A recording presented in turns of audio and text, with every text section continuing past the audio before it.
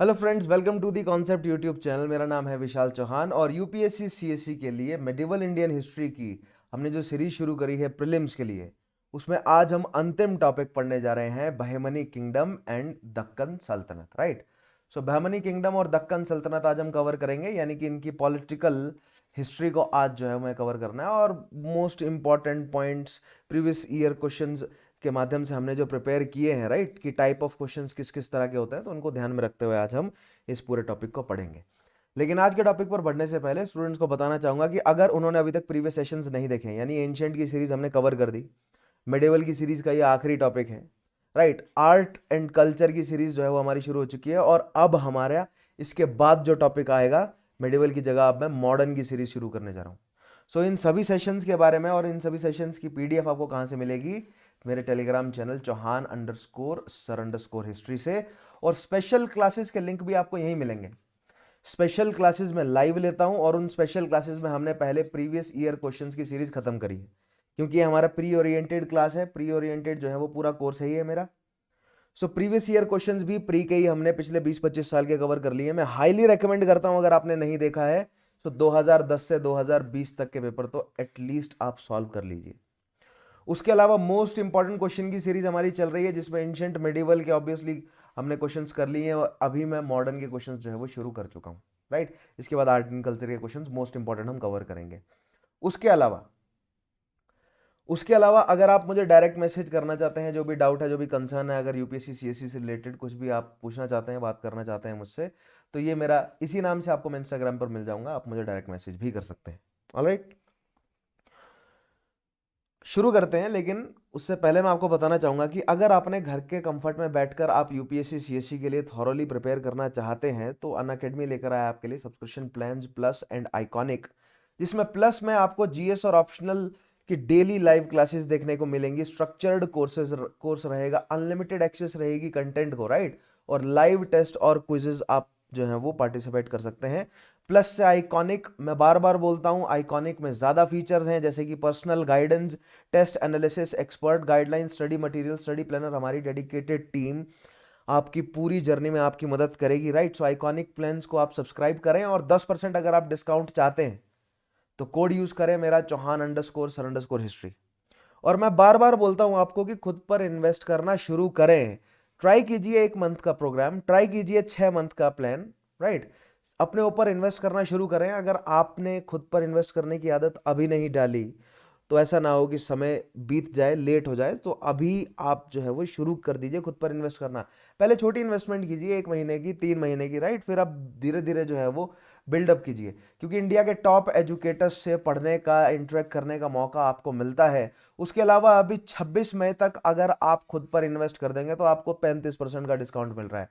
GS plus optional और iconic GS plus optional के जो हमारा ऑफर चल रहा है, राइट, 35% तक का डिस्काउंट, काफी अच्छी प्राइजेस अवेलेबल है। कोड यूज कीजिएगा, मेरा रेफरल कोड चौहान_सर_हिस्ट्री, जिससे आपको मिलेगा डिस्काउंट और मुझे मिलेगा आप लोगों का सपोर्ट, जिस सपोर्ट की मुझे जरूरत है। ऑलराइट, उसके अलावा 1-on-1 वीकली पर्सनल मीटिंग जो एक बहुत बेहतरीन इनिशिएटिव है अनअकैडमी ने शुरू किया है। ये लिंक आपको हर नई वीडियो के नीचे मिल जाएगा। मेक श्योर कि आप इस लिंक से एक्सेस करें और एनरोल करें, क्योंकि बहुत लिमिटेड सीट्स हैं, राइट। उसके अलावा अगर आप एक साथ पेमेंट नहीं कर सकते हैं तो लोन फॉर यूपीएससी बहुत बेहतरीन इनिशिएटिव है अनअकैडमी का, जिसमें कोई प्रोसेसिंग फीस आपसे नहीं ली जाएगी, कोई इंटरेस्ट नहीं लिया जाएगा आपसे, 2 घंटे के अंदर अप्रूवल है, कोई भी हिडन चार्ज नहीं है, बिल्कुल ट्रांसपेरेंट। उसके अलावा बहुत मिनिमल सा पेपर वर्क और बहुत फ्लेक्सिबल टेन्योर, आप अपनी आसानी से जो है वो पेमेंट कर सकते हैं। तो अगर ऐसे स्टूडेंट्स जो एक साथ पेमेंट नहीं कर सकते लेकिन खुद पर इन्वेस्ट करना चाहते हैं, उनके लिए बहुत बेहतरीन इनिशिएटिव है। कोड यूज कीजिएगा मेरा चौहान_सर_हिस्ट्री, और ये लिंक आपको वीडियो के नीचे मिल जाएगा। मेक श्योर आप इस लिंक पर टैप करें और लोन का पूरा प्रोसीजर देखें, राइट। उसके अलावा 1 ईयर के बैचेस, 2 ईयर के बैचेस, एनसीईआरटी बैचेस शुरू हो चुके हैं। इसीलिए अभी जीएस प्लस ऑप्शनल वाला प्लान अगर आप अभी सब्सक्राइब करते हैं, ठीक है, तो आपको 35% डिस्काउंट तो मिल ही रहा है। और अगर आप एक साथ पेमेंट नहीं कर सकते हैं तो लोन वाली सुविधा भी अवेलेबल है। तो बहुत बेहतरीन इस समय ऑफर चल रहे हैं, ठीक है। उसके अलावा टेस्ट सीरीज अवेलेबल है, Rise, World Affairs, Unacademy, Path Finder, free test series है। अनलॉक करने के लिए कोड यूज करें चौहान_सर_हिस्ट्री। और स्कॉलरशिप टेस्ट अनअकैडमी कॉम्बैट हर संडे 11 बजे होता है। एनरोल करने के लिए मेरा ही कोड यूज करेंगे आप, चौहान_सर_हिस्ट्री। टॉप रैंकर्स को मिलती है 1 ईयर की सब्सक्रिप्शन। उसके अलावा 4 से 10 रैंकर को 75% स्कॉलरशिप मिलती है। 50% और 25% तक स्कॉलरशिप आपको मिल सकती है अगर आप अच्छा परफॉर्म करते हैं। हिंदी और इंग्लिश दोनों में अवेलेबल है ये टेस्ट सीरीज, राइट। काफी अच्छा, not test series but scholarship test, काफी अच्छा मॉक की तरह भी काम करेगा आपके लिए, ठीक है। सो शुरू करते हैं आज का हमारा टॉपिक। जैसा कि मैंने आपको कहा था ना, विजयनगर और बहमनी है हमारा पूरा टॉपिक, जिसमें विजयनगर हमने लास्ट टॉपिक में विजयनगर कवर किया था। आज हम बहमनी किंगडम के बारे में समझेंगे। सो मोस्टली, वैसे तो हमारा प्री ओरिएंटेड है ये टॉपिक, तो मोस्टली जो है वो हमारे पॉलिटिकल हिस्ट्री से पॉइंट्स निकल कर आएंगे, जिसमें हमारे कुछ सोर्स ऑफ हिस्ट्री के क्वेश्चंस होंगे, क्रोनोलॉजी के क्वेश्चंस बनेंगे, टर्मिनोलॉजी के क्वेश्चंस बनेंगे, राइट। सो हमारा खास ध्यान रहेगा कि किस तरह, मैं आपको बता दूंगा कि ये पॉइंट इंपॉर्टेंट है, क्योंकि बहुत सारी हमारी तो कहानी है। वो जो कहानी है ना, वो हमारा बेस बनेगी, हमारा कॉन्सेप्ट बनेगी ऑप्शनल के लिए, इसलिए वो कहानी मैंने यहाँ इंक्लूड करी है ताकि आपको कहानी भी समझ आ जाए। कहानी क्या है, मैंने आपको विजयनगर एम्पायर में समझाया था कि मोहम्मद बिन तुगलक दक्षिण भारत तक जाकर उसने कंट्रोल तो कर लिया, दक्कन वाले एरिया को जीत तो लिया उसने, ठीक है, लेकिन कंसोलिडेट करना वो भूल गया। ये बहुत इंपॉर्टेंट चीज है कि आपने जो पढ़ लिया उसको आप कंसोलिडेट तो करें रिवाइज कर करके। अगर आप रिवाइज कर करके कंसोलिडेट नहीं करेंगे तो मोहम्मद बिन तुगलक जैसा हाल होगा आपका। जैसे ही आप दिल्ली की तरफ देखेंगे, दौलताबाद आपके हाथ से निकल जाएगा, और वही जो है मोहम्मद बिन तुगलक के साथ हुआ। जैसे ही उसका ध्यान दक्कन से हटा, उसके दक्कन के गवर्नर ने अपने आप को आजाद कर लिया, और जैसे ही उसके रेन का अंतिम पीरियड चल रहा था ना, बिल्कुल उम्र उसकी खत्म होने वाली थी, राइट। सो और डिस्प्यूट्स में उलझा हुआ था, वो सिंध में डिस्प्यूट में उलझा हुआ था। दक्कन के उसके जितने भी गवर्नर्स हैं, उन्होंने अपने आप को इकट्ठा किया और आजाद कर लिया मोहम्मद बिन तुगलक के शासन से, क्योंकि वो दुखी हो चुके थे मोहम्मद बिन तुगलक के शासन से, ठीक है। सो जिस तरह विजयनगर एम्पायर भी मोहम्मद बिन तुगलक के शासन, मतलब मोहम्मद बिन तुगलक के एडमिनिस्ट्रेशन से परेशान होकर, और मोहम्मद बिन तुगलक के समय जितनी रिबेल्स चल रहे थे, उन रिबेल्स का फायदा उठाकर हरिहर और बुक्का ने अपना एक अलग हिंदू जो है वो स्टेट एस्टेब्लिश कर लिया। ऐसा ही कुछ जो है वो बहमनी किंगडम के साथ भी हुआ है। तो शुरुआत होगी मोहम्मद बिन तुगलक की मिस गवर्नेंस की वजह से, जो पॉलिटिकल टर्मोइल हुआ उसका फायदा उठाकर बहमनी किंगडम एस्टेब्लिश हुआ।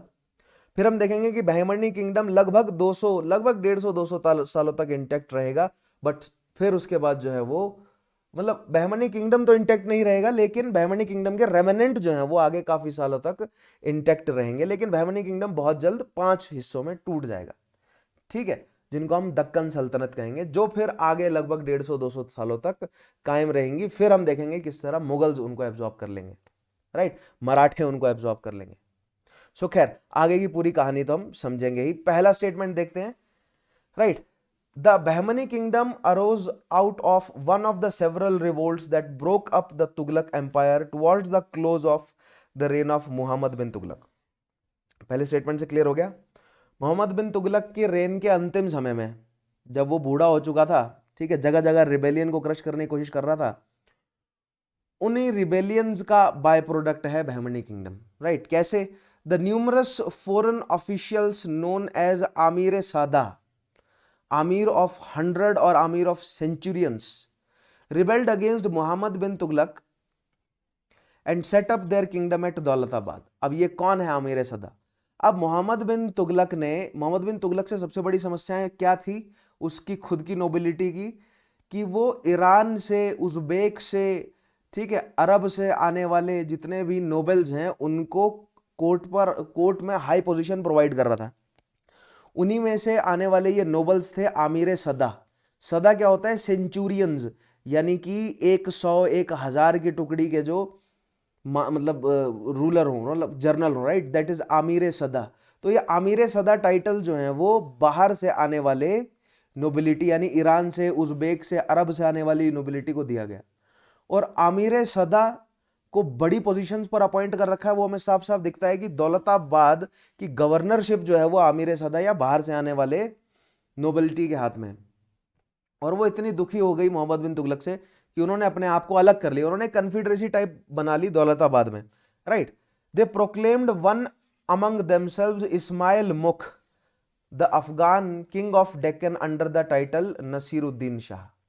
बहुत इंपॉर्टेंट, इस्माइल मुख एक अफगान है, राइट, जिसको उन्होंने अपना लीडर चूज कर लिया और कहा कि नसीरुद्दीन शाह इसका नाम है और अब यह दक्कन का शासक है, ठीक है। ऐसा हुआ 1346-47 में, अंतिम समय चल रहा है मोहम्मद बिन तुगलक का। As he was well advanced in age, अब नसीरुद्दीन शाह जो है वो बहुत बूढ़ा था और उसको ज्यादा जो है वो पॉलिटिकल एक्सपीरियंस नहीं था, ठीक है, दक्कन के एरिया का। तो उसने तख्त जो है वो छोड़ दिया दक्कन का और जफर खां को गद्दी पर बिठाया गया। वो assume the title Abul Muzaffar Alauddin Bahman Shani या अलाउद्दीन हसन गंगू बहमन शाह जो है वो टाइटल लेकर बैठा, कौन? जफर खां। तो जफर खां के बारे में मैंने आपको बताया ही है, ठीक है। 1347 में जफर खान ने बहमनी किंगडम को एस्टेब्लिश नहीं किया, उससे पहले नसीरुद्दीन शाह को बहमनी, मतलब एज अ बहमनी किंगडम तो जफर खान ने एस्टेब्लिश किया है क्योंकि बहमन शाह टाइटल जफर खान ने लिया।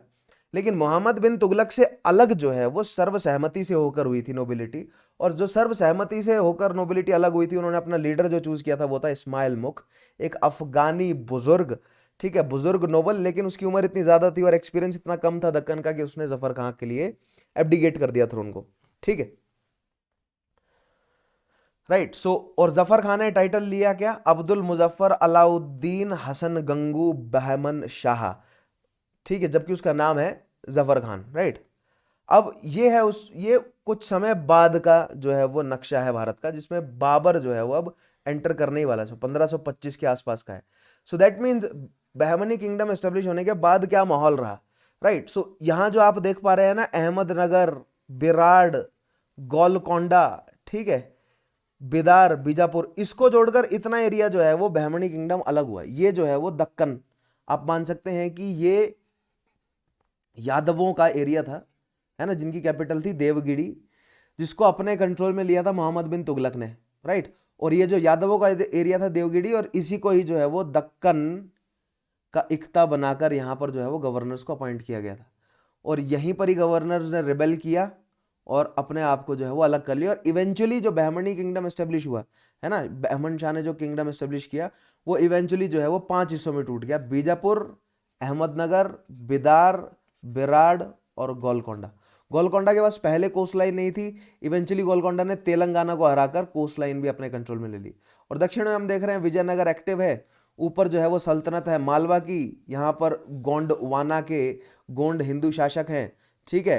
बंगाल में अफगानी सल्तनत जो है वो प्रेवलेंट है, सल्तन है गुजरात के, किंग है सिंध के, ठीक है। उसके अलावा किंग है मुल्तान के, दिल्ली सल्तनत है, सल्तन है कश्मीर की, और यहाँ पर डोमेन है बाबर के, राइट। सो ये 1525 यानी कि लोदियों का समय है ये, है ना, अभी बाबर एंटर कर रहा है, ठीक है। तो ये मैंने आपको पर्सपेक्टिव देने के लिए कि फ्यूचर में फिर क्या हुआ, ठीक है।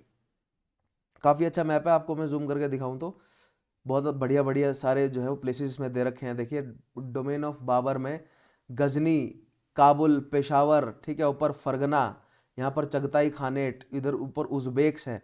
अगर आपको जानना है कि उज़्बेक नोबिलिटी कहाँ से आती है, तो उज़्बेक नोबिलिटी यहाँ से आती है, इस रीजन से, ठीक है। बलूचिस्तान ईरान के हाथ में था। उसके अलावा रिवर्स आप देख रहे हैं, नीचे रिवर्स देखिए, ठीक है। यहाँ पर मैं आपको बोला ना, रिवर तुंगभद्रा और कृष्णा रिवर जो है वो बाउंड्री बनाती है विजयनगर और बहमनी किंगडम की। ये रिवर कृष्णा और रिवर तुंगभद्रा के बीच का जो रीजन है, रायचूर दिख रहा है आपको, ये रायचूर और मुदगल, ये हैं वो 2 इंपॉर्टेंट फोर्ट्स रायचूर द्वाब के, जिनके लिए कंटेस्ट रहता है, ठीक है। उसके अलावा ये आपकी रिवर कृष्णा और रिवर गोदावरी के बीच का मसूलीपट्टनम, ये जो एरिया है, राइट, ये भी वेल कंटेस्टेड रहता है, और वरंगल से जो है इस एरिया को कंट्रोल किया जाता है। इंपॉर्टेंट, तो ये मैप काफ़ी अच्छा है, इसको डाउनलोड करके अच्छे से देखिएगा कि कौन कौन सी इंपॉर्टेंट जो है वो सिटीज़ आपको नजर आएंगे। देखिए कतिंजर, ये एक्चुअली कलिंजर है, ठीक है। भोपाल हो गया, होशंगाबाद, ये इंपॉर्टेंट शहर है उस समय के। उज्जैन है, मांडू बहुत इंपॉर्टेंट है, मालवा की कैपिटल उस समय की मांडू, राइट। गुजरात में जो है वो बहुत इंपॉर्टेंट, देखिए मुहम्मदाबाद, जो बाद में मतलब अहमदाबाद भी, ये रहा देखिए साइड में अहमदाबाद भी है।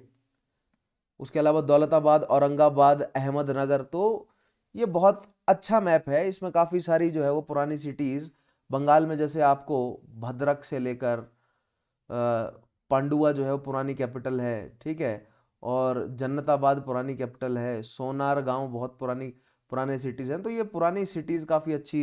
देखिए उड़ीसा में पुरी पुरानी सिटी है, विशाखापट्टनम पुरानी सिटी है, राइट। दक्षिण में आप आएंगे तो चंद्रगिरी, वेल्लोर, तिरुवंतमलाई, राइट। सो काफ़ी बेहतरीन मैप है ये, और काफ़ी कुछ आपको इन्फॉर्मेशन देकर जाएगा, राइट। सो इस मैप को जरूर डाउनलोड कीजिएगा। आगे बढ़ते हैं। अलाउद्दीन बहमन शाह, शक्ति में आ गए बहमन शाह जफर खां। इन्होंने कैपिटल शिफ्ट करी गुलबर्ग, ठीक है। कैपिटल थी देवगिरी यानी दौलताबाद थी, दौलताबाद से कैपिटल जो है वो गुलबर्ग ले आए। अकॉर्डिंग टू फरिश्ता, फरिश्ता ने लिखी है तारीख फरिश्ता, ठीक है। और तारीख फरिश्ता में फरिश्ता ने गजनी से लेकर दिल्ली सुल्तान और दक्कन सुल्तानों के बारे में, सबके बारे में लिखा है। तो गजनी से लेकर दक्कन सुल्तानों के बारे में लिखा है इसने, राइट। इसमें जफर खां के साथ ये बहमन शाह टाइटल कैसे जुड़ा है? यहां पर देखिए बहुत सारे बच्चे कहते हैं कि कोई एक ब्राह्मण था जिसके नाम से बहमन शाह टाइटल आया है। तो ये दो सोर्स ऑफ हिस्ट्री है, ठीक है। ये एक सोर्स ऑफ हिस्ट्री का क्वेश्चन है कि फरिश्ता के according Zafar Khan chose the title Bahman in memory of his master a Brahmin named Gangu from whom he had worked as a servant in his early years, right? सो जो बहमन शाह है यानी जफर खां है, वो एक ब्राह्मण गंगू के घर में काम करते थे, और वो जो ब्राह्मण जो है वो उसका मास्टर हुआ करता था, मतलब उसका मालिक था। तो उस मालिक की याद में इसने बहमन शाह जो है वो टाइटल रखा, और पूरे राज्य का नाम भी बहमनी पड़ गया। ये हमें पता चलता है कहां से? फरिश्ता से, तारीख फरिश्ता से, right. However, the more accepted version क्या है? रिकॉर्डेड बाय निजामुद्दीन तबाकत ए अकबरी। निजामुद्दीन जो है वो एक हिस्टोरियन है अकबर के समय का, जिसने तबाकत ए अकबरी किताब लिखी है, राइट। और तबाकत ए अकबरी में लिखा है, according to Nizamuddin, Zafar Khan derived the title by tracing his descendant from a half mythical hero of Persia, Bahman, ठीक है। फारस की माइथोलॉजी में, और ये चीज जो है वो डॉक्यूमेंट क्या बोलते हैं, फरिश्ता ने भी करी है चीज को डॉक्यूमेंट, ठीक है, कि बहमन कौन है। लेकिन फरिश्ता ने कहा है कि हसन, मतलब जो गंगू जो ब्राह्मण है उस नाम पर, उसके नाम पर जो है उसने बहमनी किंगडम रखा है। लेकिन दूसरी साइड निजामुद्दीन क्या कहते हैं कि पर्शिया का बहमन नाम का एक कोई मिथिकल हीरो है, सन ऑफ इस्फांदियार, ठीक है। इस्फांदियार एक पुराना जो है वो वॉरियर है पर्शिया का, जिसका लड़का है बहमन, जिसके नाम पर उसने इस एम्पायर को सेट किया है। तो ये दो सोर्स ऑफ हिस्ट्री है, जिसमें वाइडली एक्सेप्टेड ये सेकंड वाला है, लेकिन ये जो पहले हसन गंगू वाला जो पॉइंट है ना, हसन गंगू जहां पर नाम जुड़ता है उसके साथ, ये भी काफी पॉपुलर है, राइट। आगे बढ़ते हैं। Impact important rulers of Bahmani kingdom. तो पहले हम बहमनी किंगडम की देखेंगे, फिर 1490 के बाद बहमनी किंगडम टूट जाएगा जब, ठीक है, काफी सारे टुकड़ों में, तो फिर हम वहां से देखेंगे जो हमारा मतलब अहमदनगर, बिराड़, बिदार, गोलकोंडा और बीजापुर के, यानी कि जिनको हम कहेंगे दक्कन सल्तनत। फिर हम दक्कन सल्तनत के बारे में देखेंगे, ठीक है। सो यहां पर इस मैप में देखिए कि ये जो बहमनी किंगडम है, इनकी इंपॉर्टेंस क्या लगती है आपको, राइट। तो ये नॉर्थ इंडिया को, पहली बात तो एक ट्रांजिशन के रूप में काम कर रहे हैं। ये नॉर्थ इंडिया को साउथ इंडिया से कनेक्ट करने का काम कर रहे हैं, पहली चीज, ठीक है। इनके पास वेस्ट कोस्ट लाइन है कोंकण वाली, बहुत इंपॉर्टेंट, जो कि ट्रेड कर रही है किसके साथ? अरब के साथ, सॉरी, मकरान कोस्ट में कर रही है, ठीक है। उसके अलावा गुजरात के साथ कर रही है, साउथ के साथ तो कर ही रही है, राइट। लेकिन फारस और अरब के साथ ट्रेड है, बहुत इंपॉर्टेंट इनका, ठीक है। उसके अलावा ये जो है वो पुर्तगालियों के साथ भी, और मतलब बाद में यूरोपियंस आएंगे उनके साथ भी इन्होंने ट्रेड किया, ठीक है। उसके अलावा इन्हीं पोर्ट्स के माध्यम से ये साउथ इंडिया में भी, नॉट साउथ इंडिया लेकिन साउथ ईस्ट एशिया में भी ट्रेड करते हैं। तो इंपॉर्टेंट कोस्ट लाइन है इनके पास, दैट मीन्स ट्रेड जो है वो फलता फूलता है यहाँ, अच्छा। दूसरी चीज, जहां पर इन्होंने एम्पायर एस्टेब्लिश किया है, वहां पर पहले यादव थे, होयसला थे, यहां पर ककतिया थे, ठीक है, तीन बड़ी शक्तियां थी। और यानी कि हिंदू और जैन जो है वो पुराने ट्रेड गिल्ड्स प्रेवलेंट हैं यहाँ पर, हिंदू और जैन नोबिलिटी पुरानी है यहाँ पर, ठीक है। सो दैट मीन्स यहाँ की जो सोसाइटी है वो कन्नड़, तेलुगु, तमिल, संस्कृत, लोकल जो मराठा डायलेक्ट्स, जिससे धीरे धीरे मराठा लैंग्वेज डेवलप हो गई, ये सब बोलते हैं। और जो मुस्लिम नोबिलिटी है वो अरबी है, फारसी है, ईरानी है, उज़्बेकी है, ठीक है, मतलब ईरानी, तुरानी, अरबी, ये सारी मतलब जो है नोबिलिटी है। तो एक बहुत ज्यादा हेटेरोजेनियस सोसाइटी है, ठीक है। तो ऐसे में देखते हैं कि कहां पर स्टैंड करते हैं शासक बहमनी किंगडम के। पहला शासक देखेंगे हम Alauddin Bahman Shah.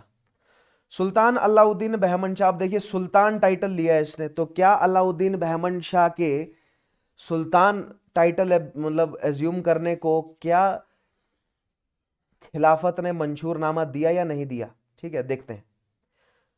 spent most of his time waging war or conducting negotiations calculated to extend the territory under his sway। तो सबसे पहला बहमन शाह का काम क्या था? एम्पायर को एक्सपेंड करना, क्योंकि शुरुआत जो है वो केवल दौलताबाद से हुई थी, राइट। शुरुआत तो दौलताबाद से हुई है ना यहाँ से, और फिर उसने कैपिटल जो है वो शिफ्ट, कैपिटल बेशक उसने गुलमर्ग शिफ्ट कर दी हो, ठीक है, लेकिन ये पूरा एरिया कंट्रोल करने के लिए तो बहुत युद्ध लड़ने पड़े होंगे, ठीक है। जिसमें दक्षिण भारत में इस समय होयसला, होयसला क्या, sorry not Hoysala but Vijayanagara के साथ जो है वो कंटिन्यूअस कंटेस्ट चल रहा होगा। यहाँ पर तेलंगाना के साथ, इधर गोंडवाना के साथ कंटेस्ट चला है, ऊपर जो है वो गुजरात के साथ, मालवा के साथ कंटेस्ट चलता रहता होगा, ठीक है, टेरिटरी के लिए। और ट्रेड के लिए जो है वो ऑब्वियसली मतलब जो मैरीटाइम ट्रेड है इसके लिए भी कंटेस्ट चलता रहते होंगे, ठीक है। He crushed the refractory chiefs and during his reign extended the kingdom from Vainganga to Krishna and from Goa to Dabhol and Bongir। बहुत इंपॉर्टेंट, बहुत ही ज्यादा इंपॉर्टेंट गोवा। अब ये ना पता है क्या है, यहां से ना इसकी बाउंड्री पता चल रही है। सो रिवर बाउंड्रीज कौन कौन सी है? वेणगंगा और कृष्णा, ठीक है। यहां पर मैं आपको कृष्णा दिखाता हूं, वेणगंगा इस मैप में शायद ना हो, लेकिन अगर होगी तो मैं डेफिनेटली आपको दिखाऊंगा वेणगंगा कहाँ है, राइट। वेणगंगा इस रीजन में, आपको एलीशपुर नजर आ रहा है ना, ठीक है, इसके नीचे है वेणगंगा कहीं। मैं आपको एक दूसरा मैप स्पेशल क्लास में एक मैप दिखाऊंगा, वहां पर डेफिनेटली वेणगंगा आपको मैं बता दूंगा, लेकिन कावेरी हम लोग जानते हैं यहाँ पर है। तो आप मान लीजिए ये जो बेराड है ना, बेराड के आसपास जो है वो कहीं वेणगंगा है और फिर नीचे कावेरी। तो ये जो रीजन है ना, इतना जो रीजन है, ठीक है, बेराड से लेकर कावेरी तक, ये रीजन जो है वो कंट्रोल में किया। और दूसरी साइड बहुत इंपॉर्टेंट दो पोर्ट्स हैं, ठीक है। एक तो ये दाबुल, दाबुल में जो है वो वशिष्ठी रिवर जो है वो अरब सागर में गिरती है, गोवा, और उसके ऊपर जो है वो क्या बोलते हैं, चावल एक इंपॉर्टेंट पोर्ट है, राइट। सो ये पोर्ट्स उसने कवर किए। तो यहां से ना यूपीएससी ने सवाल बनाया भी है, मैंने आपको दिखाया भी था प्रीवियस ईयर क्वेश्चन, राइट। सो धबोल से बोंगीर, बोंगीर कहाँ है? हैदराबाद के ईस्ट की साइड जो है वो एक इंपॉर्टेंट साइट है वहां तक। यानी कि बहमनी किंगडम या अलाउद्दीन बहमन शाह ने वेस्ट कोस्ट तो कंट्रोल किया, लेकिन ईस्ट कोस्ट कंट्रोल नहीं आया। ईस्ट कोस्ट बाद में गोलकोंडा ने जीता है तेलंगाना से, ठीक है। सो ईस्ट कोस्ट तक बहमनी किंगडम नहीं पहुंच सका अलाउद्दीन बहमन शाह के अंडर, केवल बोंगीर तक। लेकिन कोस्ट आपको पता होना चाहिए, धबोल और एक और कोस्ट है चौल, ये बहुत इंपॉर्टेंट वेस्टर्न घाट पर ये कोस्ट लाइन है, ठीक है, मतलब पोर्ट्स हैं ये, बहुत इंपॉर्टेंट पॉइंट है। उसके अलावा गोवा वाला रीजन जो है वो अभी पुर्तगाली नहीं आए हैं, तो गोवा वाला रीजन भी जो है वो बहमनी के कंट्रोल में है, राइट। नेक्स्ट देखते हैं, he adopted the feudalistic pattern of administration. So administration कैसा था? फ्यूडलिस्टिक, यानी कि उसने अपने मिलिट्री गवर्नर्स में एरिया जो है वो बांटा हुआ था। ही डिवाइडेड द किंगडम इनटू 4 तरफ्स, तरफ कहा जाता है, ठीक है, 4 तरफ बांट दिया उसने, समझे? उसने अपना एम्पायर चारों तरफ बांट दिया, 4 तरफ बांट दिया। और प्रोविंसेस कहा जिसको, राइट। गुलबर्ग, दौलताबाद, बिदार एंड बराड़, बिराड़, बिदार, दौलताबाद और गुलबर्ग, इन 4 हिस्से में बांटा उसने। These were assigned to his loyal amirs who were appointed as governors. In turn, they were required to render military service to the king। तो जो फ्यूडल सिस्टम में होता है, मैंने आपको समझाया ही है। Alauddin Bahman Shah secured recognition of position as sultan from Egyptian caliph in 1356। बहुत इंपॉर्टेंट, सुल्तान का टाइटल उसको इजिप्ट में बैठे हैं खलीफा उसने दे दिया। नेक्स्ट चीज देखिए, ये है इंपॉर्टेंट टाउन्स, आप देख लीजिए इनके, बिदार, गुलबर्ग, बिदार, अहमदनगर। तो ये मैप में मैंने आपको दिखाया। तलीकोता में 1565 का युद्ध होगा, ठीक है, ध्यान रखना आपको तलीकोता। आगे बढ़ते हैं, नेक्स्ट आएगा फिरोज शाह बहमनी। फिरोज शाह बहमनी एक बहुत इंपॉर्टेंट शासक होगा बहमन किंगडम का, देखते हैं क्यों। The most remarkable figure in Bahmani kingdom during the period was Firoz Shah Bahmani. He was well acquainted with the religious, क्यों? देखेगा, religious sciences, that is commentaries on Quran, jurisprudence, etc., and was particularly fond of logic and of natural sciences such as botany and geometry. तो सबसे पहले तो he was very well learned, ठीक है, कुरान ही नहीं लेकिन बॉटनी और ज्योमेट्री भी। लेकिन ये कोई बड़ी बात नहीं है, क्योंकि मैंने आपको बताया ना कि जो मुस्लिम कोर्ट है, मुस्लिम कोर्ट में वही व्यक्ति जो है वो ऊपर बढ़ता है जो अच्छा खासा पढ़ा लिखा हो। तो मुस्लिम कोर्ट में पढ़ा लिखा होना कोई बड़ी बात नहीं थी, मुस्लिम कोर्ट में वेल लर्नड इंसान होते थे, ठीक है। लेकिन इसमें आपको मैं आगे दिखाऊंगा, ही वॉज गुड कैलीग्राफिस्ट, ये आ गया पॉइंट, ठीक है, जो कि खास बनाता है फिरोज शाह बहमनी को।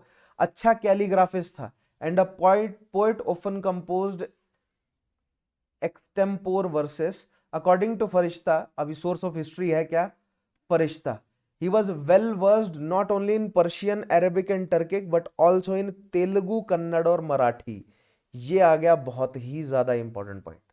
यहां बन गया सवाल कि किस बहमन शाह को तेलुगु, कन्नड़ और मराठी भी आती थी। तो जवाब है आपके पास फिरोज शाह बहमनी, ठीक है, बहुत ज्यादा important point. Firoz Shah Bahmani was determined to make the Deccan a cultural centre, क्योंकि खुद वेल लर्न था, कल्चर से जुड़ा हुआ था। अब देख रहे हैं आप, कल्चर की बात होनी कब शुरू होती है, जब एम्पायर स्टेबल होने लग जाता है, राइट। तो क्या आपने जफर खां के टाइम में कल्चर की बात सुनी? नहीं। जफर खान ने एम्पायर को एक्सटेंड करके दिया, कंसोलिडेट करके दिया। अब एम्पायर कंसोलिडेटेड है तो फिरोज शाह अब कल्चर पर ध्यान दे सकता है। क्यों? क्योंकि ट्रेड काफी ज्यादा है ना, नॉर्थ को साउथ से कनेक्ट कर रहा है, एक तो वो ट्रेड है, ठीक है, मतलब टोल खा रहे हैं ये बैठ के, और उसके अलावा जो अरेबियन सी से जितना भी ट्रेड आ रहा है उससे बहुत फायदा हो रहा है इन्हें। द डिक्लाइन ऑफ, और प्लस दिल्ली सल्तनत का डिक्लाइन हो चुका है, राइट। दैट मीन्स ट्रेड जो है वो, उसका ट्रेड का फ्लो अब दक्कन सल्तनत की तरफ, मतलब नॉट दक्कन सल्तनत लेकिन अभी बहमनी किंगडम की तरफ जो है वो बढ़ गया है, right. Held him for many learned people migrated from Delhi to Deccan. अब दक्कन सल्तनत का पतन हुआ, मंगोलों का बार बार रिपीटेड जो है वो आक्रमण, इन सब काफी सारे कारणों से दुखी होकर जो सूफी लोग हैं, जो वेल लर्नड लोग हैं, वो रिलेटिवली स्टेबल एरिया को मूव कर गए। और उस समय रिलेटिवली स्टेबल एरिया था बहमनी किंगडम, और काफी आप ये मान सकते हैं कि रिलेटिवली खुशहाली थी यहाँ पर। क्यों? क्योंकि हिंदू नोबिलिटी, जैन नोबिलिटी और मुस्लिम नोबिलिटी जो है वो रिलेटिव कोहेरेंस से रह रही थी, ठीक है। मतलब कॉन्फ्लिक्ट्स थे लेकिन उतने ज्यादा नहीं थे जितने नॉर्थ इंडिया में थे, है ना। The king also encourage learn brand from Iraq, Iran and Iraq. Iran और इराक से नोबिलिटी भी आ रही थी अभी, right. The most remarkable step taken by Firoz Shah Bahmani was the induction of Hindus in administration on large scale. मैं कैसे कह रहा हूं कि हिंदू और मुस्लिम्स में या डिफरेंट सेक्ट ऑफ सोसाइटीज में हार्मनी थी, ये हमें पता चलता है कि फिरोज शाह बहमनी की कोर्ट में एक बड़ा डोमिनेटिंग हिस्सा ब्राह्मण नोबिलिटी का था, राइट, जो कि बाद में मराठों के रूप में डेवलप भी होंगे। It is said that from this time the Deccani Brahmins became dominant in the administration. यहां से डेक्कनी ब्राह्मण्स जो हैं वो धीरे धीरे एडमिनिस्ट्रेशन में डोमिनेंट होंगे और फिर बाद में हमें मराठों के रूप में डेवलप होते हुए दिखेंगे, ठीक है। The Deccani Hindus also provided a balance against influx of foreigners called Afaqis और गरीब्स, ठीक है। तो फकीस और गरीब नाम दिया जाता था किनको? जो इराक, ईरान, उज्बेक, अरब से जो रिलेटिव स्टेबिलिटी को ढूंढने या अपना फॉर्च्यून खोजने भारत में आती थी, लगातार आती रहती थी नोबिलिटी, ठीक है।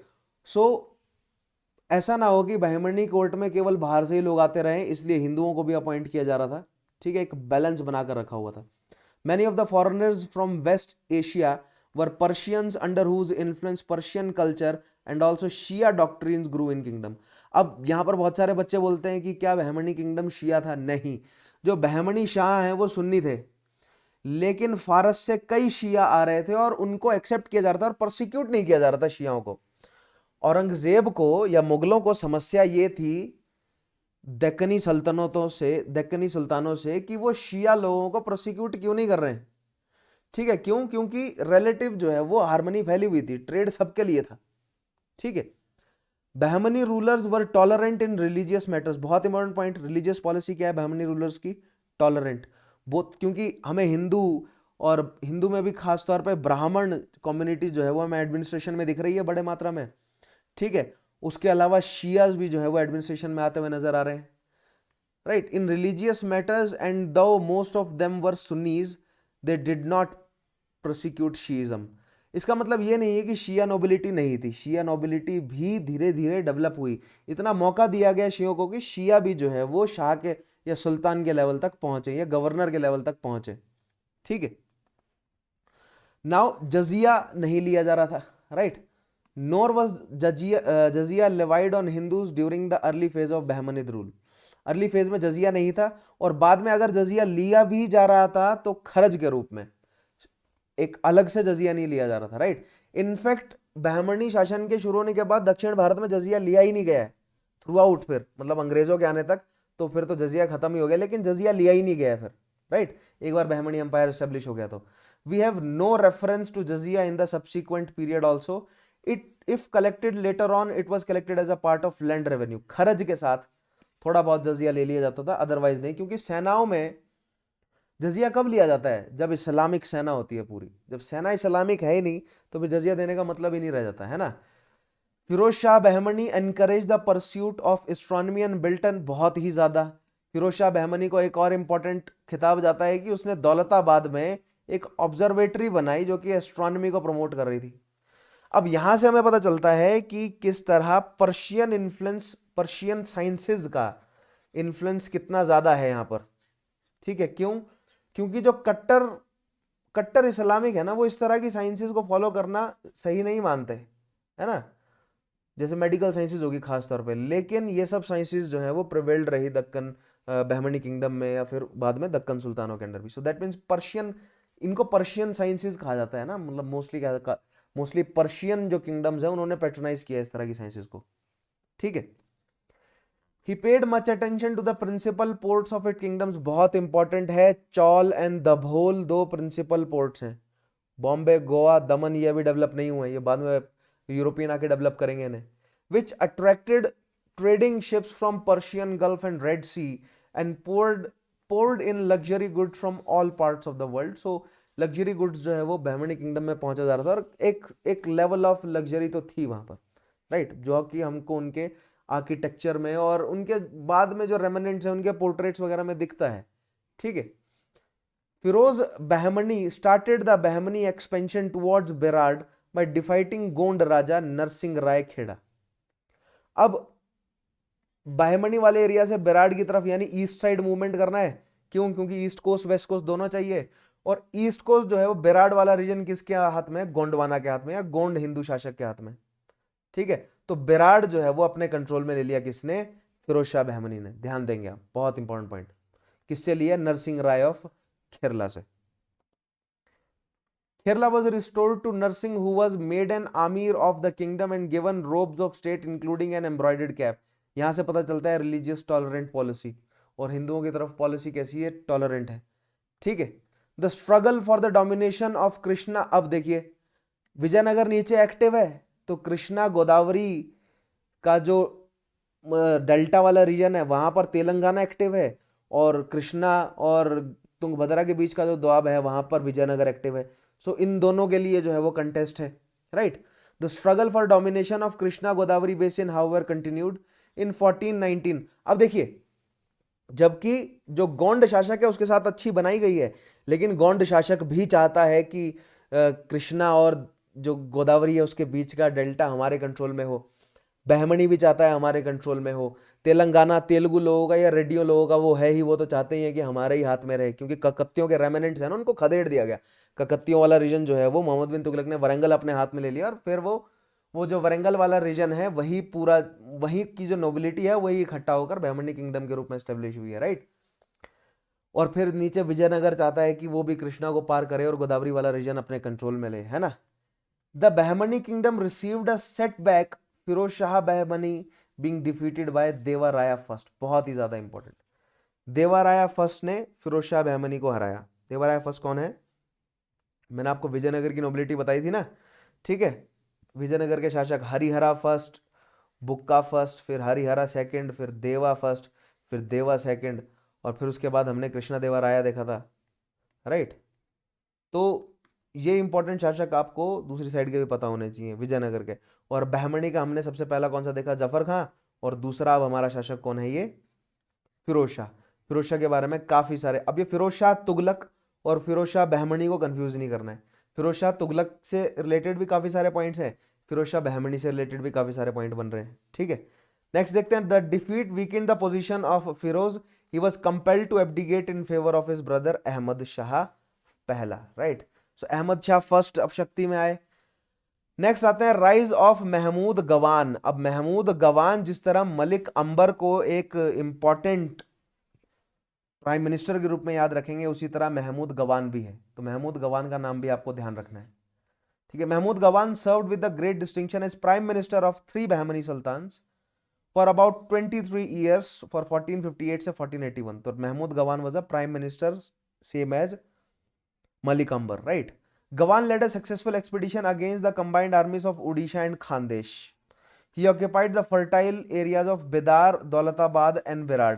So जो एरिया खानदेश वाला था ना, ठीक है, खासतौर पे दौलताबाद और बिदार वाला एरिया उड़ीसा से जो है वो उसने रिकवर किया, राइट। तो इतना पॉलिटिकल हिस्ट्री में कोई नहीं घुसेगा और पूछेंगे भी नहीं आपसे, लेकिन मोहम्मद गवान कौन है आपको पता होना चाहिए। Sorry not Mohammad but Mahmud Gawan कौन है आपको पता होना चाहिए।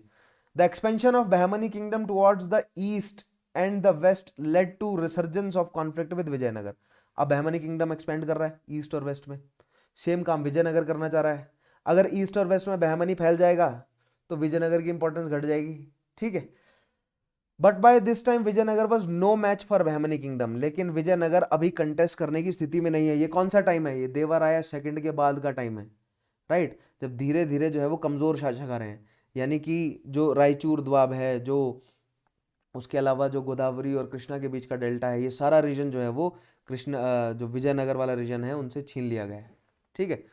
Mahmood Gawan not only annex the Tungabhadra doab, देखिएगा ये पॉइंट मैं कह रहा था, right, but made a deep raid into Vijayanagar territories reaching as far as Kanchi. तो ईस्ट कोस्ट भी कंट्रोल में आ गया, ठीक है। दैट मीन्स गोदावरी और कावेरी वाला रीजन तो लिया ही, लेकिन इतना डीप तक पेनिट्रेट किया कि कांची तक लूट लिया उन्होंने। सो इंपॉर्टेंट ट्रेडिंग पॉइंट्स अपने हाथ में ले लिए, राइट। सो विजयनगर के हाथ से दूसरी साइड कैलीकट भी चला गया, सेलोन भी चला गया विजयनगर के हाथ से। इसके बाद विजयनगर को वापस जो है वो कीर्ति प्राप्त कराएंगे कृष्णदेवराया, ठीक है। तब तक विजयनगर के समय, विजयनगर एम्पायर के समय में आप डार्क एज मान सकते हैं। डार्क एज हम उस एज को कहते हैं जिसका हमारे पास खास मतलब हिस्ट्री सोर्स नहीं होता, लेकिन कहने का मतलब ये कि काफ़ी ग्लूमी, एडमिनिस्ट्रेशन के हिसाब से काफ़ी ग्लूमी पीरियड रहा है, राइट। डार्क नहीं कहेंगे तो हम ग्लूमी कह देते हैं। अब देखते हैं इंपॉर्टेंट कंट्रीब्यूशंस क्या हैं महमूद गवान के, राइट। पहला देखते हैं, Mahmud Gawan carry out a number of internal reforms. देखिए क्या, some of these were aimed at limiting the power of nobles. The old provinces यानी तरफ were further subdivided from 4 into 8 and governor of each fort was to be appointed directly by sultan. तो यहां पर जो है वो पहले तो एम्पायर को छोटे छोटे टुकड़ों में बांटा उसने, ठीक है, और हर छोटे प्रोविंस का जो गवर्नर है ना, हर छोटे एरिया मतलब हर छोटा एडमिनिस्ट्रेशन ब्लॉक जो है उसके गवर्नर को खुद अपॉइंट कर रहा है। सो इतना डीप में एडमिनिस्ट्रेशन में आपसे नहीं पूछा जाएगा, ये ऑप्शनल के लिए हमारे, ये पॉइंट्स हमारे ऑप्शनल के लिए बन रहे हैं। महमूद गवान के बारे में डिटेल में हम वहां पढ़ेंगे, ठीक है। The salaries and obligations of each noble were fix. The salary could be paid in cash और असाइनिंग जागीर। ये है लेकिन इंपॉर्टेंट पॉइंट, क्या हमें महमूद गवान के एडमिनिस्ट्रेशन में जागीरदारी क्राइसिस दिख रहा है? तो जी हाँ बिल्कुल, क्योंकि फ्यूडल सिस्टम ही अडॉप्ट किया। किसने फ्यूडल सिस्टम अडॉप्ट किया? बहमन शाहों ने, right. Those who were paid by means of Jagir were allowed expenses for the collection of land revenue. In every province, a tract of land यानी खालिसा was set apart for the expense of Sultan. क्या खालिसा land Bahman Shah या Bahmani kingdom में available था? तो जी हाँ बिल्कुल, ठीक है। नेक्स्ट पॉइंट देखिएगा, efforts were made to measure the land and to fix the amount to be paid by each cultivator to the state. Each cultivator to the state. So ryotwari system क्या Bahmani kingdom में है? तो बिल्कुल है, देख रहे हैं आप, राइट। लैंड मेजरमेंट क्या बहमनी किंगडम में है? तो बिल्कुल है। ये पॉइंट बन रहे हैं यहां से, बहुत इंपॉर्टेंट है। Mahmud Gawan organise the army on systematic lines, ठीक है। सिस्टमैटिक लाइंस आप मान सकते हैं कि डेसी सिस्टम में जो है वो, डेसिमल सिस्टम में अलाइन किया उसने अपनी सेना को, right. Their salaries were raised and every other facility was provided to them, but at the same time strict discipline was enforced on them. Decimal system में स्ट्रिक्ट डिसिप्लिन है, और canteen वाला जो फंडा है जो अलाउद्दीन खिलजी ने शुरू किया है वो कंटिन्यूड है अभी तक, बाय द वे कैंटीन वाला फंडा बंद नहीं हुआ, ठीक है। दाग चेहरा वाला सिस्टम जो है वो कहीं ना कहीं, क्योंकि डिसिप्लिन एस्टेब्लिश करने का मतलब क्या है कि दाग चेहरा जो है वो एक्टिव है यहाँ पर, right. Next is the military power that had been assigned to the jagirdars by the former rulers was taken away from them and centralised in the hands of sultan, right. Military power centralise की गई, ठीक है। Military power जो जागीरदारों को दी जा रही है उनसे मिलिट्री पावर छीनकर सुल्तान। सो मनसबदारी सिस्टम में, इक्तादारी सिस्टम में हर जगह जो है वो जो प्रोविंशियल गवर्नर है वो मिलिट्री अथॉरिटी हुआ करता था, लेकिन बहमनी किंगडम में मिलिट्री जो है वो सेंटर के हाथ में। सो दैट मीन्स जो गवर्नर्स हैं उनके हाथ में केवल सिविल अथॉरिटी, ध्यान रखेंगे। These measures led to efficiency and infused a new life in the army. With a view to improving agriculture, various irrigation projects were undertaken and several vexation taxes which hung heavy on the peasants were abolished.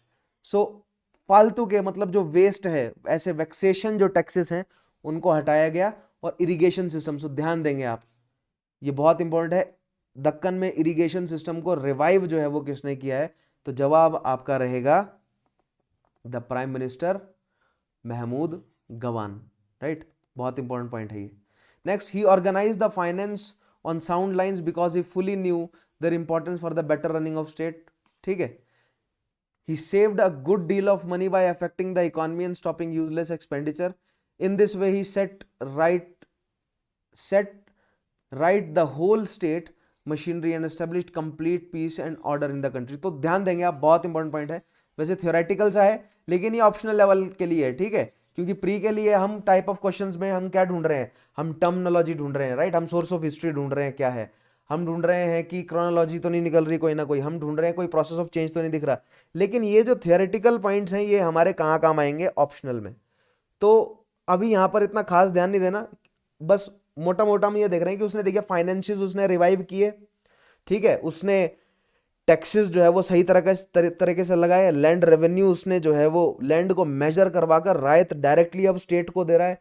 Governors के हाथ से military authority छीन के centre के हाथ में रखी, governor को केवल सिविल अथॉरिटी दी। उसके अलावा इस तरह से उसने पूरा एडमिनिस्ट्रेटिव मशीनरी को दुरुस्त किया। तो ओवरऑल अगर महमूद गवान का नाम अगर आप आता है कहीं भी आप देखते हैं तो आप देखेंगे, आप कहेंगे कि महमूद गवान ने काफी साउंड एडमिनिस्ट्रेटिव मशीनरी जो है वो एस्टेब्लिश करी, जिस वजह से काफी लंबे समय तक प्रॉस्परस रहा बहमनी किंगडम। और फिर बहमनी किंगडम के बाद जो क्या बोलते हैं दक्कन सल्तनत एस्टेब्लिश हुए थे वो भी। Mahmud Gawan was a great patron of arts. He built, ये बहुत इंपॉर्टेंट पॉइंट है, बिदार में, बिदार जो कैपिटल बनाई उन्होंने गुलबर्ग से कैपिटल को, क्योंकि बिदार शिफ्ट कर दिया गया था। ही बिल्ट मैग्निफिसेंट मदरसा और college in the capital Bidar, बहुत ही ज्यादा इंपॉर्टेंट पॉइंट है। ये इतना मैग्निफिसेंट था कि इराक, ईरान और अन्य कई राष्ट्रों से, कई मुस्लिम राष्ट्रों से स्टूडेंट्स पढ़ने यहाँ आया करते थे। This fine building which was decorated with coloured tiles, जिनको पोलीक्रोम कहा जाता है, राइट, ध्यान देंगे, was 3 story high, 3 story high building थी, ये भी ध्यान रखना है आपको। And had accommodation for 1000 teachers and students who were given clothes and food for free. देख रहे हैं इतना साउंड एडमिनिस्ट्रेशन, उससे इतना रेवेन्यू जनरेट हो रहा है कि 1000 स्टूडेंट टीचर्स को रखने लायक जो फैसिलिटी है वो फ्री में चलाई हुई है, right. Some of the most famous scholars of the time belonging to Iran and Iraq came to Madarsa at the instance of Mahmud Gawan, ठीक है, महमूद गवान के समय। सो ये बहुत इंपॉर्टेंट पॉइंट आता है, कहां पर है ये, बेदार में। किसने बनाया, महमूद गवान। महमूद गवान कौन है, prime minister of Bahmani Shah, right. अब देखते हैं downfall and death of Mahmud Gawan. Mahmud Gawan की स्ट्रेंथ जो है वो कैसे खत्म हुई। One of the most difficult problem which faced the Bahmani kingdom was strife among the nobles. अब कोई एक जो है वो ऊपर चढ़ जाए और बाकी कैसे सहले, तो जो नोबल्स है उनको प्रॉब्लम हुई कि बहमन शाह कैसे ऊपर जा रहा है, नॉट बहमन शाह लेकिन महमूद गवान कैसे ऊपर जा रहा है, उसकी टांग नीचे खींचो, right. Nobles were divided into old commerce and new commerce, यानी कि दक्कनी और अफकियों में बटे हुए हैं। अफाकी कौन है या अफकी कौन है? जो इराक और ईरान से आ रहे हैं। और महमूद गवान जो है वो ईरान से आया हुआ था, दैट मीन्स आउटसाइडर था, इंडिया का नहीं था। ठीक है। और दक्कनी नोबिलिटी में हिंदू भी हैं एज वेल एज जो मुस्लिम सुन्नी नोबिलिटी इंडिया की वो भी है, right. As a newcomer Mahmud Gawan was hard put to win the confidence of Deccanis. Though he adopted a broad policy of conciliation, the party strife could not be stopped.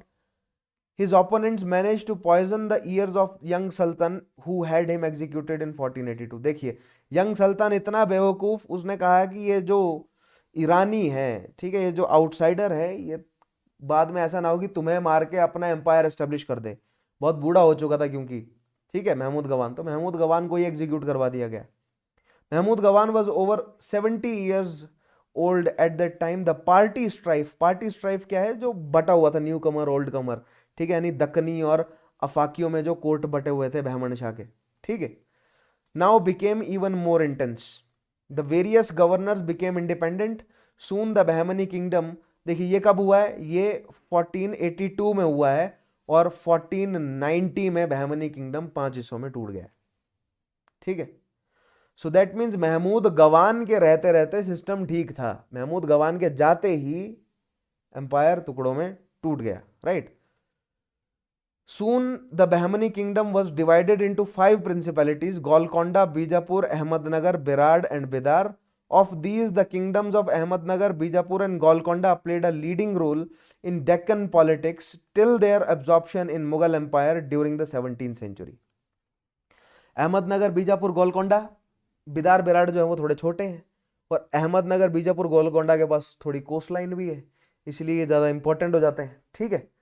और बाद में finally जो है वो पहले शाहजहां ने कुछ एब्जॉर्ब किया, ठीक है, अकबर ने अहमदनगर का कुछ एरिया जो है वो एब्जॉर्ब किया, शाहजहां ने अहमदनगर पूरे को एब्जॉर्ब किया, और फिर औरंगजेब ने बीजापुर और गोलकोंडा को और एब्जॉर्ब किया, राइट, मतलब मुगल एम्पायर में ऐड कर लिया। तो ये तो हम जानते ही हैं, है ना, इनकी पॉलिटिकल हिस्ट्री, इनके साथ क्या हुआ है।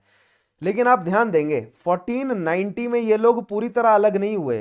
क्यों? क्योंकि कृष्णा देवा राय ने बार बार रिस्टोर किया, दो बार रिस्टोर किया, ज्यादा बार बार नहीं, 2 बार रिस्टोर किया बहमन शाह को। लेकिन बहमन शाह की अथॉरिटी इन 5 ने मानी नहीं, लेकिन अपने एंड से बहमन शाह को रिस्टोर करने का काम तो कर ही दिया किसने? 2 बार कृष्णा देवा राय ने, राइट।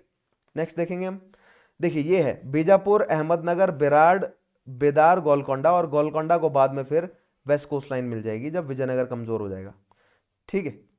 और गोवा जो है वो पुर्तगालियों के हाथ में चला जाएगा, कैलिकट जमोरियन के हाथ में है, ये सेलोन और ये गजपति जो है वो उड़ीसा के शासक। ऊपर क्या चल रहा है? ऊपर आ जाएंगे मुगल्स, ठीक है, इतने एरिया में जो है वो मुगल्स आ जाएंगे। तो ये गोलकोंडा वाला रीजन तो नहीं जाएगा उनके कंट्रोल में, right, not Golconda but Gondwana. Bahmani kingdom acted as a cultural bridge between north and south, बहुत important. Bahmani kingdom north India और साउथ इंडिया के एम्पायर्स को कल्चरली कनेक्ट कर, तो जो दक्षिणा पथ है ना, जो दक्षिणा पथ है वो यहां से कटेगा, अहमदनगर के रास्ते ही वो पहुंचेगा दक्षिण भारत तक, right. It also established close relations with some of the leading countries with West Asia including Iran और तुर्की। बहमन शाह के इतने अच्छे रिलेशन रहे ईरान और तुर्की से कि काफी अच्छा जो है वो ट्रेड कॉन्टेक्ट बना। यही बाद में कॉन्फ्लिक्ट का कारण भी बना जब पुर्तगाली आ गए, क्योंकि फिर पुर्तगालियों का अच्छा या यूरोपियों का अच्छा रिलेशन विजयनगर से बन गया, ठीक है। The culture which developed as a result had its own specific features which were distinct from north India. So जो दक्कनी कल्चर जो डेवलप हुआ है, इसलिए उसको दक्कनी कल्चर, फिर बाद में जो है वो मतलब हैदराबादी जो कल्चर डेवलप होगा वो नॉर्थ इंडिया से अलग है, ठीक है। और इनफैक्ट पूरा दक्कनी कल्चर जो है वो नॉर्थ इंडिया से अलग है। सो नॉर्थ, दक्कन और साउथ, इसीलिए 3 हिस्से में आप बांट सकते हैं इंडिया को, राइट। कहां से कहां तक है दक्कन? ये जो नर्मदा वाला एरिया है, नर्मदा से लेकर कृष्णा तक, ठीक है, ये इतना एरिया आप मान सकते हैं कि दिस इज दक्कन। इसके बाद जो है फिर वो मतलब वैसे ये इतना एरिया यहां पर भी दक्कन का है ही, लेकिन कल्चरली स्पीकिंग इसके बाद जो है वो फिर साउथ इंडिया कल्चर स्ट्रांग हो जाते हैं, right. These cultural traditions were continued by this successor states and also influenced the development of Mughal culture during the period. अब देखते हैं डेक्कन सल्तनत के बारे में, ठीक है। बहमनी किंगडम देखा हमने, बहमनी किंगडम का rise and fall. Bahmani kingdom में किस किस को याद रखना है हमें? बहमनी किंगडम को महमूद गवान को याद रखना है, फिरोज शाह को याद रखना है, और सबसे पहले जफर खां को याद रखना है। ठीक है, अब आते हैं दक्कन के सुल्तान। दक्कन के सुल्तान की कहानी ज्यादा कॉम्प्लिकेटेड नहीं है। क्योंकि दक्कन के सुल्तान में बीजापुर, गोलकोंडा और अहमदनगर इंपॉर्टेंट है। ठीक है, बिदार और बिराड़ तो बीच में है, ये तो कठपुतली बनकर काम करते हैं। ठीक है, बीजापुर, गोलकोंडा और अहमदनगर के लिए।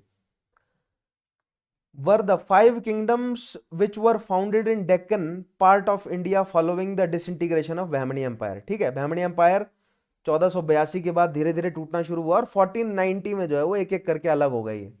दीज वर अहमदनगर, बीजापुर, गोलकोंडा, बिदार और बिराड़, ये हम जानते हैं, राइट। These sultanates were located between Vindhya range and Krishna river, ये भी हम जानते हैं, है ना। ये जो विंध्या रेंज है, ठीक है, ये विंध्या रेंज है और इससे कृष्णा रिवर के बीच, या नर्मदा से, मतलब विंध्या रेंज मान लीजिए क्योंकि नर्मदा रिवर तो थोड़ी ऊपर हो जाती है ना। विंध्या रेंज से कृष्णा रिवर के बीच तक ये है। देखिए बिराड़, बिराड़ की कैपिटल गाविलगढ़, अहमदनगर की पहले कैपिटल जुनीर और फिर अहमदनगर, ये कैपिटल शिफ्ट होती रही। बिदार की कैपिटल बिदार में, बीजापुर की बीजापुर में, गोलकोंडा की गोलकोंडा। ठीक है, नीचे विजयनगर जो है वो देखिए बिल्कुल बीजापुर के नजदीक है। ठीक है, अहमदनगर स्टेट की बात करते हैं सबसे पहले। अहमदनगर सल्तनत वॉज रूल्ड बाय निजाम शाही, ध्यान रखना है, अहमदनगर निजाम शाही। ये जो शाहियां हैं हमें ध्यान रखना है ना, यहां पर आ गई निजाम शाही। ठीक है, it was located in north western Deccan, ये डेक्कन है तो अगर ये नॉर्थ है, राइट, सो ऑब्वियसली ये नॉर्थ वेस्टर्न हो गया है ना, north western Deccan. Between the सल्तनत ऑफ बीजापुर एंड गुजरात, ये ऊपर गुजरात है और ये बीजापुर है, राइट, और बीजापुर और गुजरात के बीच में है अहमदनगर। सो अगर आप देखें, देखिए ये अहमदनगर है, ये गुजरात होगा, ये बीजापुर, यहाँ मालवा, इधर राजपूताना। ठीक है, तो गुजरात बीजापुर के बीच में अहमदनगर है। सो दैट मीन्स बहुत इंपॉर्टेंट कोस्ट लाइन है इनके पास, ऐसा नहीं है कोस्ट लाइन, मतलब ट्रेड इनका भी स्ट्रांग है, right. The founder ruler of the sultanate was Malik Ahmad Shah Bahri, who declared independence from Bahmani empire in 1490। Bahri है ये, मलिक अहमद शाह, ठीक है, जिसने 1490 में अपने आप को अलग कर लिया। He founded the new capital Ahmednagar in 1494, although Junar was the capital of kingdom initially. So बहुत इंपॉर्टेंट है, अहमदनगर किसने बनाया? अहमद शाह बहारी ने, मलिक अहमद शाह बहारी ने, राइट। जबकि पहले कैपिटल थी जुनार, ध्यान रखेंगे, ये बहुत इंपॉर्टेंट है, सवाल बन जाता है कि जुनार का क्या सिग्निफिकेंस है। After the death of Malik Ahmad in 1510, his son Burhan Nizam Shah, boy of 7, took his place. His initial days of in the initial days of his reign, the control of the kingdom was at hands of मुकम्मल खां and Ahmednagar official. इतनी कहानी कोई नहीं पूछेगा आपसे, pre में ये कहानी नहीं पूछी जाएगी। प्री में केवल आप ये एक्सपेक्ट कर सकते हैं कि किसने क्या मतलब एस्टेब्लिश किया, उसकी क्रोनोलॉजी पर आ जाएगा। ठीक है, सो अहमदनगर किसने किया? मलिक अहमद शाह बहारी ने। कैपिटल उसने जुन्नार से अहमदनगर शिफ्ट करी। उसका सक्सेसर जो है वो बुरहान निजाम शाह है, एक छोटा माइनर था जिसका रीजेंट के तौर पर मुकम्मल खां बैठा था। इतना डीप में नहीं पूछा जाएगा सवाल, right. Burhan died in Ahmednagar in 1553। He left 6 sons of whom Hussain Nizam Shah succeeded him. Hussain was a leading figure head of the Deccan sultanate during battle of Talikota. ये आ गया important point. Battle of Talikota 1565, Ahmednagar, Golconda and Bijapur की कंबाइंड फोर्सेस ने विजयनगर को हराया। उसमें अहमदनगर की साइड से कौन लड़ रहा था? हुसैन निजाम शाह पहला, जो कि बुरहान का पुत्र है, और Burhan in turn the founder of Ahmednagar, Ahmad Shah Bahri का पुत्र है। तो अहमद शाह बहारी के पोता कह लीजिए हुसैन, जिसने तालिकोता के युद्ध में पार्टिसिपेट किया, right. After the death of Hussain Shah in 1565, his son Murtaza, a minor, ascended the throne. He annexed Berar in. So अब नाउ ये है इंपॉर्टेंट पॉइंट। ज्यादा कुछ कहानी ज्यादा इंपॉर्टेंट नहीं है। हुसैन का ध्यान रखेंगे आप। सबसे पहले तो अहमदनगर में एस्टेब्लिश किसने किया? अहमद शाह ने, ठीक है, कैपिटल उसने बनाई अहमदनगर। दूसरा, हुसैन का नाम ध्यान रखेंगे जिसने तलीकोता का युद्ध में पार्टिसिपेट किया 1565। ठीक है, जिस उसके बाद उसकी 1565 में ही मृत्यु हो गई। उसका जो पुत्र आया मुर्तजा, उसने एब्जॉर्ब किया है किसे, बिराड़ को 1574। ठीक है, सो देख रहे हैं आप, ये अहमदनगर के बाद ये बिराड़ है, और अहमदनगर ने बिराड़ को 1574 में आते आते एब्जॉर्ब भी कर लिया। किसने एब्जॉर्ब किया, अहमदनगर के शाह मुर्तजा ने, right. Chand Bibi was a daughter of Hussain Nizam Shah and was married to Ali Adil Shah of Bijapur sultanate. She also acted as regent of his brother's minor son Bahadur Nizam Shah and successfully defended the Ahmednagar fort during the Mughal invasion under Akbar in 1595। ये बहुत important point आ गया, right. देखिएगा, चांद बीबी की बात चल रही है यहाँ पर। चांद Bibi was daughter of Hussain Nizam Shah. Hussain Nizam Shah कौन है, जो कि तलीकोता के युद्ध में लड़ा, उसकी लड़की है, और उसका लड़का है मुर्तजा। यानी मुर्तजा और हुसैन निजाम शाह जो है वो भाई बहन है, लेकिन मुर्तजा जो है वो उम्र में छोटा था, और चांद बीबी ने जो है वो यानी कि मुर्तजा के नाम पर शासन किया है। तो और क्या क्या किया है चांद बीबी ने, देखिएगा। और अली आदिल शाह बीजापुर सल्तनत से उसकी शादी हो गई। थोड़ा कॉम्प्लिकेटेड है लेकिन जुड़े रहिए। हुसैन शाह जिसने तलीकोता में लड़ा, उसका एक इशू है मुर्तजा और दूसरी इशू है चांद बीबी। चांद बीबी जो है वो मुर्तजा के रीजेंट की तरह काम किया उसने। She also acted as regent to his brother's minor son Bahadur Nizam Shah, right. So Murtaza के बाद मुर्तजा का जो पुत्र है, राइट, बहादुर निजाम शाह, उसके रीजेंट की तरह भी काम किया। Successfully defended the Ahmednagar fort during the Mughal invasion under Akbar in 1595। देख लीजिए, चांद बीबी ने अकबर के खिलाफ अहमदनगर को डिफेंड भी किया है। ये चांद बीबी के लिए बहुत ही ज्यादा इंपॉर्टेंट पॉइंट हो जाता है, पॉलिटिकल हिस्ट्री में बहुत इंपॉर्टेंट पॉइंट है ये, राइट। आगे बढ़ते हैं, मलिक अंबर की बात करते हैं। अब मलिक अंबर को हम कैसे भूल सकते हैं, ठीक है, अहमदनगर के साथ मलिक अंबर को हम जरूर जोड़ेंगे।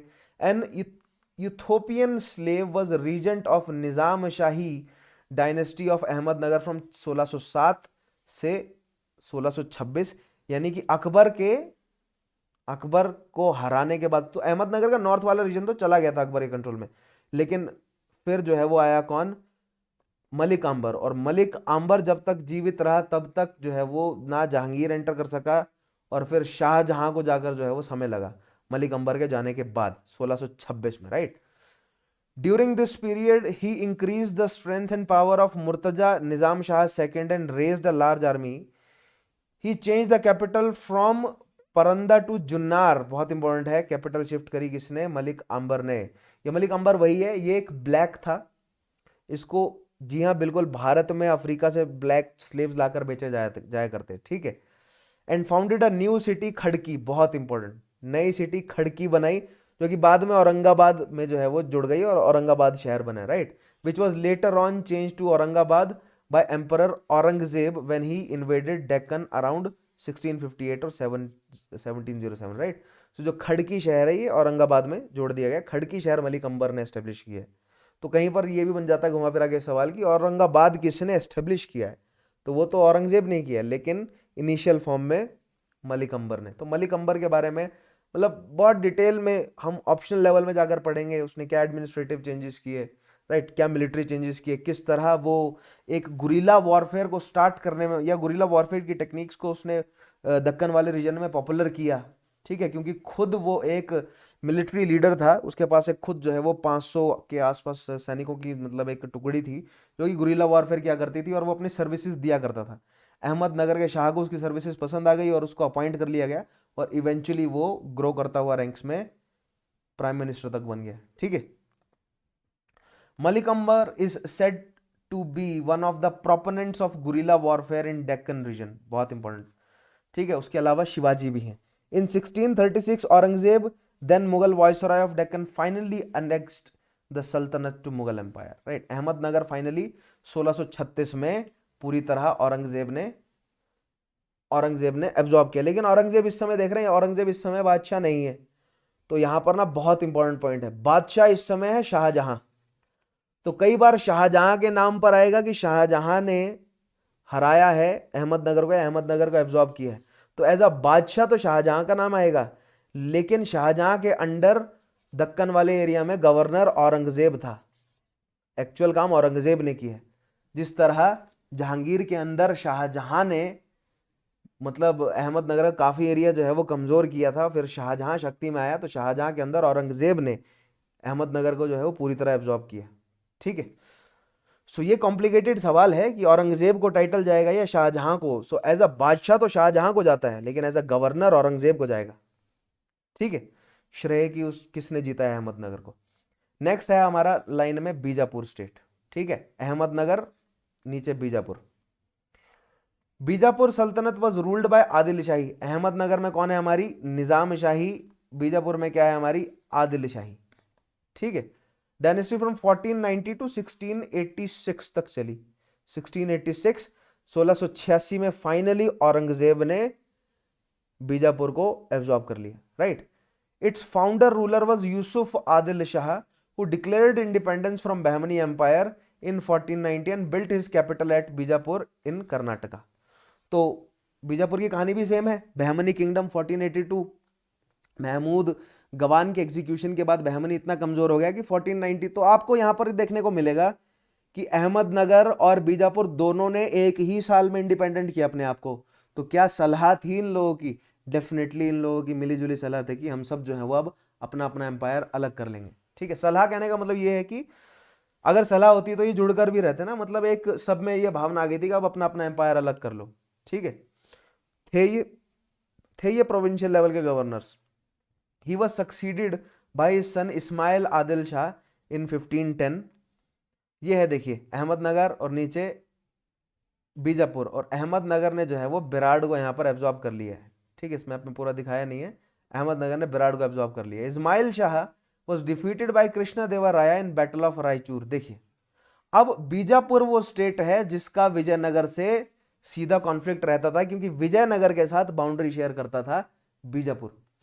सो कृष्णा देवा राय ने इस्माइल शाह को पहले तो रायचूर से हराया, और कृष्णा देवा राय ने रायचूर वाला रीजन जो है वो मतलब 1512 में अपने कंट्रोल में कर लिया था कृष्णा देवा राय ने। 1509 में कृष्णा देवा राय शक्ति में आया है, और फिर इस्माइल शाह चैलेंज कर रहा था उसे कि मुझे दे वापिस रीजन। तो रायचूर में उसने हराया कृष्णा देवा राय ने इस्माइल शाह को। उसके बाद Ali Adil Shah first was the fifth Sultan of Bijapur 1558 से 79। इसके बीच में क्या हुआ है, तलीकोता का युद्ध। यानी तलीकोता का युद्ध जो है वो बीजापुर की तरफ से किसने लड़ा है, अली आदिल शाह। अहमदनगर की तरफ से हुसैन ने। ये इंपॉर्टेंट सवाल है, बनते हैं। During his reign the Deccani sultanates allied against Vijayanagar in the battle of Talikota. ये पॉइंट आ गया। Right. He was succeeded by his nephew Ibrahim Adil Shah second in 1580। कोई इंपॉर्टेंट नहीं है, इंपॉर्टेंट शासक को याद रखना है। He is said to be greatest ruler. हाँ, लेकिन as it turn out Ibrahim Adil Shah को ग्रेटेस्ट रूलर कहा गया है। तो बहुत सारे रूलर्स बीच में आते हैं, उनके नाम मैंने स्किप कर दिए जो कि इंपॉर्टेंट नहीं है, केवल उन्हीं को ही मैंने रखा है जो कि एग्जामिनेशन पॉइंट ऑफ व्यू से बहुत इंपॉर्टेंट पॉइंट है। तो अली आदिल शाह का नाम इसलिए ध्यान रखना है क्योंकि तलीकोता के युद्ध में इसने पार्टिसिपेट किया है। ठीक है। इस्माइल आदिल शाह का नाम इसलिए याद रखना है क्योंकि कृष्णा देवा राय ने इसको हराया है रायचूर के युद्ध में।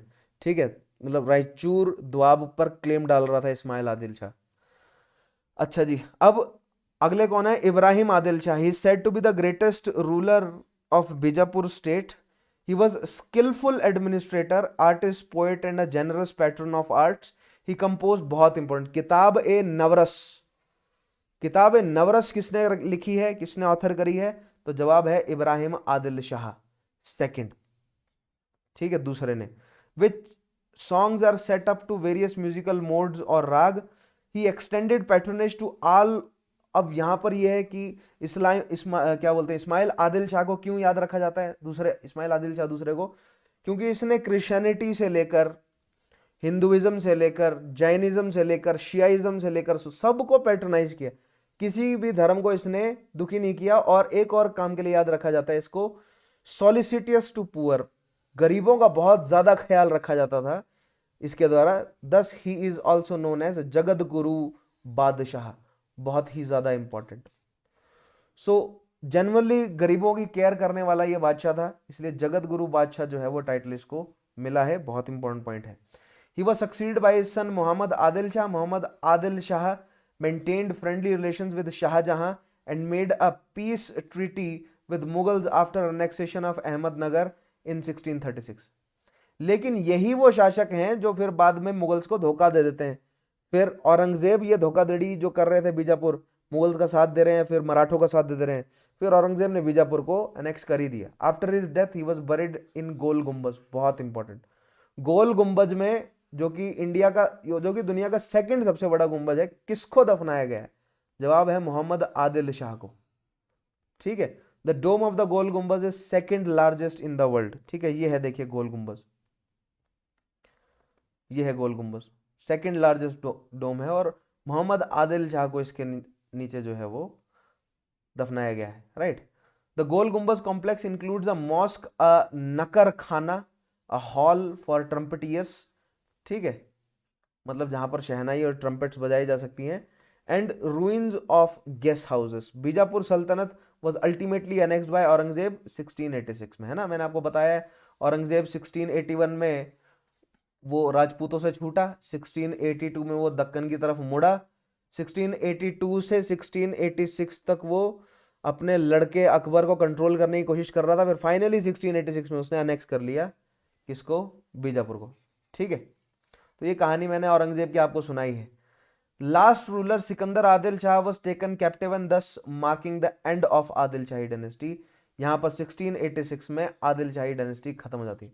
तो आपको एस्टेब्लिश कब हो रहे हैं और खत्म कब हो रहे हैं ध्यान रखना है। ठीक है, अहमदनगर एस्टेब्लिश कब हुआ? हमने देखा था ना, 1490 में एस्टेब्लिश हुआ है, फिर 1636 में अहमदनगर खत्म हो रहा है औरंगजेब। सो अहमदनगर की अगर आप बात करेंगे तो 1490 में एस्टेब्लिश होके 1636 में खत्म हो रहा है। किसने खत्म किया? औरंगजेब ने। तो यहां पर जवाब ये भी देखना है आपको। अगर इस तरह से देखिए, यही कंफ्यूजन है यहां पर, सवाल इस तरह बने कि किस मुगल बादशाह के को क्रेडिट जाता है, मतलब किस दक्कन सल्तनत को एब्जॉर्ब करने का, तो यहां पर चला जाएगा शाहजहां को, कि शाहजहां ने किया है। ठीक है, लेकिन औरंगजेब को जाना चाहिए, गवर्नर तो औरंगजेब था। उसके बाद अगर प्रॉपर औरंगजेब के अंडर कौन कौन आया, तो औरंगजेब एज बादशाह जब रहा तो उसने किसको? सबसे पहले तो आदिल शाही यानी बीजापुर को एब्जॉर्ब किया, और फिर गोलकोंडा को। अब अहमदनगर ने बराड़ को एब्जॉर्ब कर ही रखा था पहले, है ना, तो टेक्निकली जब अहमदनगर को एब्जॉर्ब किया औरंगजेब ने, तो उसने बेराड को भी कर लिया। राइट, आगे बढ़ते हैं, गोलकोंडा सल्तनत की बात करते हैं। Golconda sultanate was ruled by Qutb Shahi dynasty from 1518 से 1687, 1687, with its initial capital at Golconda and then Hyderabad. तो बहुत इंपॉर्टेंट है, गोलकोंडा की कैपिटल जो है वो हैदराबाद रही है बाद में। हैदराबाद एस्टेब्लिश किसने किया है, अभी पॉइंट आएगा आगे। The sultanate was founded by Quli Qutb Mulk, an Iranian who serve to Bahmani sultan. सो 1490 में कौन कौन हुआ है, उसमें गोलकोंडा का नाम नहीं आएगा। गोलकोंडा 1518 में अलग हुआ है बहमनी किंगडम से, और बहमनी सुल्तान का एक गवर्नर था कुली कुतुब मुल्क, एक ईरानी। सो यानी कि गोलकोंडा स्टेट जो है वो एक शिया ने एस्टेब्लिश करी है। देख रहे हैं, यहां पर आपको नोबिलिटी शिया भी नजर आ जाएगी, अभी तक सुन्नी देखने को मिल रहे थे हमें। आगे बढ़ते हैं। After disintegration of Bahmani sultanate he declared his independence. Quli Qutb Shah was a contemporary of Krishna Deva Raya of the Vijayanagara empire. बहुत इंपॉर्टेंट, कुली कुतुब शाह, क्योंकि कृष्णा देवा राय भी एक्टिव है 1509 के बाद, तो कृष्णा देवा राय एक्टिव हो गया। राइट, सो कुली कुतुब शाह की बाउंड्री भी कृष्णा देवा राय से लग रही है, सो दैट मीन्स कॉन्फ्लिक्ट रहता होगा। कॉन्फ्लिक्ट किस रीजन के लिए? कॉन्फ्लिक्ट विजयनगर और गोलकोंडा के बीच में कॉन्फ्लिक्ट रहता होगा, गोदावरी और कृष्णा के बीच का जो डेल्टा है उसके लिए। Right, Quli extended his rule by capturing forts at Warangal, Kondapalli, Eluru और राजामुंड्री। तो ये कहां पर है? ये सारे रीजन जो है वो गोदावरी और कृष्णा के बीच में है। राइट, और एलुरु मतलब इन्हीं इन्हीं रीजन में, वरंगल ऊपर है, एलुरु थोड़ा नीचे है आगे। Ibrahim Quli Qutb Shah and second son of Quli Mulk ascended the thrown in 1550। देखिए, ऊपर मुगल एम्पायर है, यहाँ पर जो है वो गोंडवाना एक्टिव है, गोंडवाना को कंट्रोल नहीं कर सका कोई, ये उड़ीसा तक जो है वो मुगल्स ने कंट्रोल कर लिया है, और ये गोलकोंडा है। गोलकोंडा के हाथ में बाद में जो है वो ये तेलंगाना वाला रीजन भी आ जाएगा। ठीक है, अब अहमदनगर विराट को तो अहमदनगर ने एब्जॉर्ब कर लिया, सॉरी हाँ, विराट को तो अहमदनगर ने एब्जॉर्ब कर लिया है। ठीक है, आगे बढ़ते हैं। ही लेड गोलकोंडा सल्तनत इन द बैटल ऑफ तलिकोता, बहुत इंपॉर्टेंट। किसने? तलिकोता में गोलकोंडा की तरफ से कौन लड़ रहा है? इब्राहिम कुली कुतुब शाह, सन ऑफ कुली मुल्क, बहुत इंपॉर्टेंट। इब्राहिम कुली कुतुब शाह, देख रहे हैं 1550 के बाद। तो तलिकोता में कौन कौन लड़ा है, ये ध्यान रखना है, सवाल बनता है इस पर। ही पेट्रोनाइज्ड तेलुगु, अब ये बहुत इंपॉर्टेंट पॉइंट है, क्योंकि ये तेलुगु वाले रीजन में एक्टिव है, तो तेलुगु भाषा को पेट्रोनाइज करना जरूरी है, ताकि वहां की नोबिलिटी को अपने कंट्रोल में किया जा सके, वहां की जनता को अपने कंट्रोल में रखा जा सके। In his court in fact Telugu was used as Qutb Shahis ruler so much that they came to be known as Telugu sultans, बहुत ही इंपॉर्टेंट। कुतुब शाही, तो आपको आप समझ आया ना, अहमदनगर निजाम शाही, बीजापुर आदिल शाही, और गोलकोंडा कुतुब शाही। ठीक है, और कुतुब शाही को तेलुगु सुल्तान कहा जा रहा है, क्यों? क्योंकि तेलुगु भाषा को पेट्रोनाइज कर लिया उन्होंने। ठीक है, Malki Brahmana was the Telugu name of Ibrahim Quli Qutb Shah, बहुत इंपॉर्टेंट, बहुत ही ज्यादा इंपॉर्टेंट। इब्राहिम कुली कुतुब शाह, जिसने तलिकोता के युद्ध में पार्टिसिपेट किया है, उसको मलकी ब्राह्मण नाम का एक तेलुगु टाइटल मिला हुआ है।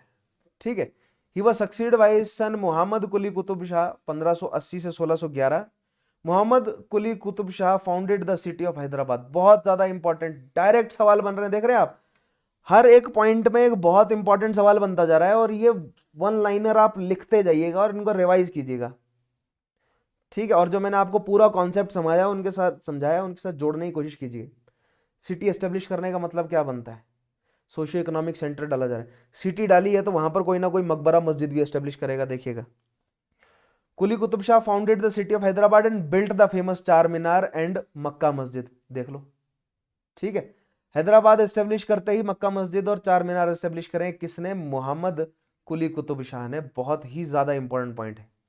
He was a scholar of Arabic, Persian and Telugu languages and wrote poetry which are compiled into volume entitled Kulliyat ए कुली कुतुब शाह, बहुत इंपॉर्टेंट। कुलियत ए कुली कुतुब शाह मोहम्मद कुली कुतुब शाह ने लिखी है, जिसने हैदराबाद एस्टेब्लिश करके चार मीनार और मस्जिद, मक्का मस्जिद जो है वो हैदराबाद में बनवाई है। राइट, अब गोलकोंडा को किसने एब्जॉर्ब किया? Golconda was annexed by Aurangzeb in 1687, मैंने आपको बताया, 1686 Bijapur, 1687 Golconda. And the last ruler, और गोलकोंडा की कैपिटल जो है वो हैदराबाद, दक्कन मुगल की फिर क्या बनी? Capital. Right, Golconda was annexed to Aurangzeb in 1687 and last ruler Abul Hasan Qutb Shah also called Tana Shah was taken captive, बहुत इंपॉर्टेंट। ताना शाह किसे कहा जाता है? Abul Hasan Qutb Shah, the last ruler of Golconda. उसके बाद महाबत खां को जो है वो औरंगजेब ने अपॉइंट किया, who was initially the commander of Qutb Shahi army and had switch loyalty to Mughals, was appointed the governor. So मैंने बोला ना, औरंगजेब ने बहुत रिश्वत दी, बहुत रिश्वत दी, तब जाके गोलकोंडा को हराया उसने। और कैसे हराया उसने गोलकोंडा को? कुतुब शाही आर्मी के मतलब आर्मी का जो हेड है महाबत खां, उसी को ही खरीद लिया, और उसको ये बोला कि जब हम जीत जाएंगे तो तेरे को रीइंस्टेट कर दूंगा मैं। उसको गवर्नर ऑफ गोलकोंडा बना दिया by Aurangzeb, laying down the foundation of Hyderabad state under the Nizam. और यहां से पहले निजाम के रूप में हमें कौन दिख जाते हैं हैदराबाद के? महाबत खां, बट अंडर मुगल्स। राइट, अभी ये मुगल जो है वो दक्कन मुगल है।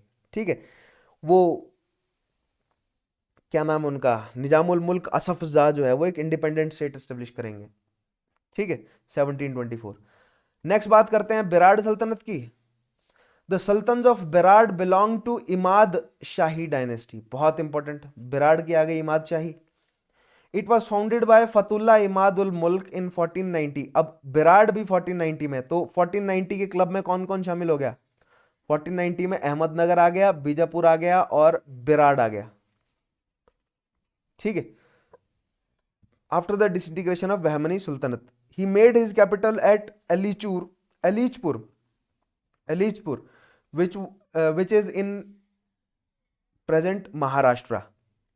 Upon his death in 1504, Imad ul Mulk was succeeded by his eldest son Alauddin. In 1528, Alauddin resisted the aggression of Ahmednagar with help of Bahadur Shah sultan of Gujarat Berar was annexed to Ahmednagar.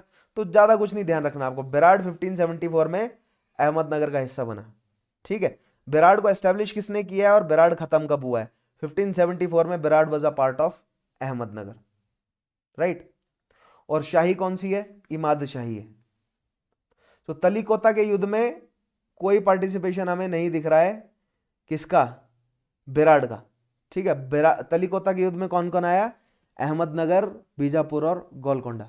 ठीक है, next बात करते हैं और लास्ट है हमारा आज का बिदार सल्तनत। Bidar was the smallest of 5 Deccan सल्तनत। तो सबसे स्मॉलेस्ट कौन है? बिदार है। It was founded by Qasim Barid, a Turkish slave who served as prime minister of Bahmani सल्तन।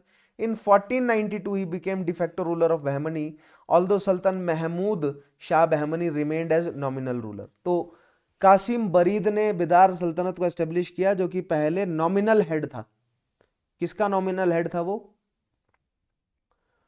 De facto ruler था बहमनी का। ठीक है, the dynasty was known as Barid shahi.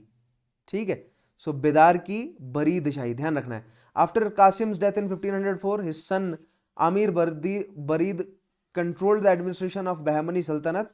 In 1528 with the death of last Bahmani ruler Kalimulla, Aamir buried became an independent ruler। So 1528 में जाकर अभी तक 1492 से 1528 तक जो बरीद्स हैं उन्होंने एज अ जो है वो डिफेक्टो रूलर काम किया। प्रॉपर उनकी जो है वो एडमिनिस्ट्रेशन नहीं, मतलब प्रॉपर उनकी डायनेस्टी नहीं है। उनकी प्रॉपर डायनेस्टी 1528 में एस्टेब्लिश हुई जाकर, right. Amir Barid was succeeded by his son Ali Barid, who was the first to assume the title of Shah। So Amir Barid ने पहली बार शाह का टाइटल लिया। ये इंपॉर्टेंट पॉइंट है। अभी तक और कोई इंपॉर्टेंट नहीं था। अभी तक जो इंपॉर्टेंट पॉइंट था वो यही है कि किसने एस्टेब्लिश करी, तो कासिम बरीद से शुरुआत हुई है। लेकिन शाह का टाइटल किसने लिया है? आमिर बरीद ने।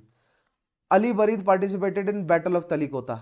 लेकिन अली बरीद का नाम याद रखना है, अली बरीद ने शाह का टाइटल लिया जिसने बैटल ऑफ तलीकोता में पार्टिसिपेट किया है।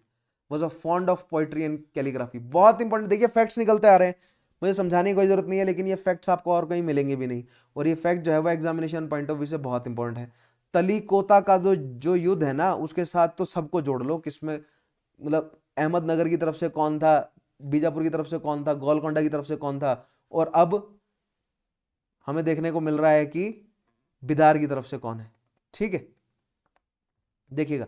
इन 1619 Amir Barid third was defeated by Bijapur sultan Ibrahim Adil Shah second and Bidar was annexed.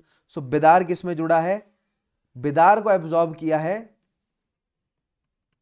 Bidar को एब्जॉर्ब किया है बीजापुर ने, ध्यान रखना है, और बेराड़ को एब्जॉर्ब किया है अहमदनगर ने। ठीक है, बहुत इंपॉर्टेंट पॉइंट है। फिर अहमदनगर को भी किसने एब्जॉर्ब किया है? मुगल्स ने। बीजापुर को भी किसने एब्जॉर्ब किया? मुगल्स ने। और गोलकोंडा को भी किसने एब्जॉर्ब किया? मुगल्स ने। बीजापुर और गोलकोंडा को किसने एब्जॉर्ब किया है? औरंगजेब ने। और अहमदनगर को किसने एब्जॉर्ब किया है? वैसे अहमदनगर को भी औरंगजेब ने किया है, लेकिन उस समय बादशाह जो है वो शाहजहां था। ठीक है, तो ये है फ्रेंड्स कहानी बहमनी किंगडम और दक्कन सल्तनत की। ठीक है, आई होप आपको क्रोनोलॉजी समझ आई होंगी। आई होप आपको फैक्ट्स जो हैं वो पता चले होंगे। पॉलिटिकल हिस्ट्री फैक्ट्स का खेल था, पॉलिटिकल हिस्ट्री का खेल था, क्रोनोलॉजी का खेल था, कुछ सोर्सेस ऑफ हिस्ट्री के क्वेश्चंस थे। ठीक है, कुछ साइट्स के क्वेश्चन बनेंगे। सो ये बहुत इंपॉर्टेंट है, यहां से सवाल बन जाता है। ठीक है, पीडीएफ कहां से मिलेगी? चौहान_सर_हिस्ट्री टेलीग्राम चैनल। और मैं बार बार बोल रहा हूं, यही सही समय है खुद पर इन्वेस्ट करने का। एटलीस्ट 1 महीना 3 महीने का इन्वेस्टमेंट जो है वो कर एक बार देखिए, चेक तो कीजिए कि क्या है प्रीमियम प्लान्स में, राइट, क्या आपको एक्स्ट्रा मिल रहा है। हो सकता है कि जो चीज आप एक्सपीरियंस करें आप कभी वापस जा ही ना सके। ठीक है, क्योंकि मैं आपको बता रहा हूं बहुत सारी चीजें आपको देखने को मिलेंगी, राइट, एक्स्ट्रा फीचर्स। और आइकॉनिक में डेफिनेटली ज्यादा फीचर्स अवेलेबल हैं। अगर आप सपोर्ट करना चाहते हैं मुझे और चाहते हैं 10% का डिस्काउंट, तो मेरा कोड जरूर यूज कीजिएगा, चौहान_सर_हिस्ट्री। लाइक कीजिए, शेयर कीजिए, सब्सक्राइब कीजिए मेरे इस चैनल को, और ज्यादा से ज्यादा शेयर करें जिस भी सोशल मीडिया प्लेटफॉर्म पर आप एक्टिव हैं। ठीक है, यहां पर आज हमारी मेडिवल इंडियन हिस्ट्री हो जाती है खत्म। इसके बाद हम शुरू करने जा रहे हैं मॉडर्न इंडियन हिस्ट्री। सो बहुत सारे स्टूडेंट्स बहुत समय से वेट कर रहे हैं, सर मॉडर्न कब कराएंगे? तो अब अगले सेशन से हम मॉडर्न की कहानी शुरू कर रहे हैं। ऑलराइट, सो यहाँ करते हैं सेशन को खत्म। मिलता हूँ आपसे अगले सेशन में, तब तक के लिए अपना ध्यान रखिएगा। Take care, have a nice evening.